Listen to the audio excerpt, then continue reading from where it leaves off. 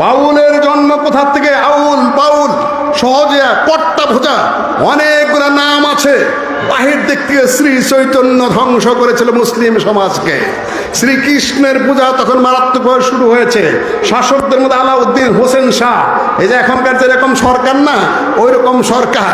একদিকে পীর, আরেকদিকে মাজার, ঈদের মাঠের কাছে একদিকে মূর্তি, আরেকদিকে হইল সত্য পীরের এই মূর্তি ইত্যাদি ইত্যাদি মিশ্রণ সৃষ্টি করেছিল। বাউলের জন্ম হলো। বাউলরা তাদের নিজস্ব আলাদা ধর্ম। বাউল কিন্তু মুসলিম না, বাউলদের হলো আলাদা ধর্ম। তাদের প্রথম গেলে যা করতে হয় সেটা হলো চারি চন্দ্র বন্ধন করতে হয়।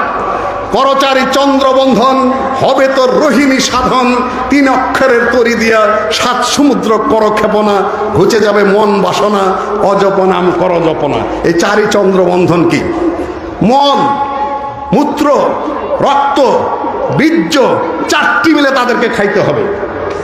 চারি চন্দ্র বন্ধন করতে হবে, লাল সাধন করতে হয়। বর্ধমান সাহেব লিখেছেন মহিলাদের যে হায়েজের রক্ত ওইটা দিয়ে চাল ভেজে খাইতে হবে। প্রেম সাধন করতে হবে।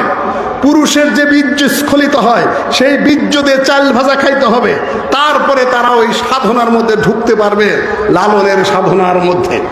লালন গীতি কয় মরমিয়া সঙ্গীত, এটা নাকি মানব ধর্ম।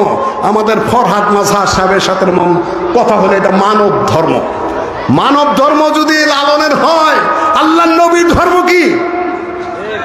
আল্লাহর দিন কি? বুড়া বয়সে বৃদ্ধস্য ভীমরথী ধরনং। সংস্কৃত একটা কথা আছে, বুড়া বয়সে আপনি কোরআনের খোঁজ পাইলেন না, বুড়া বয়সে আপনি হাদিসের খোঁজ পেলেন না।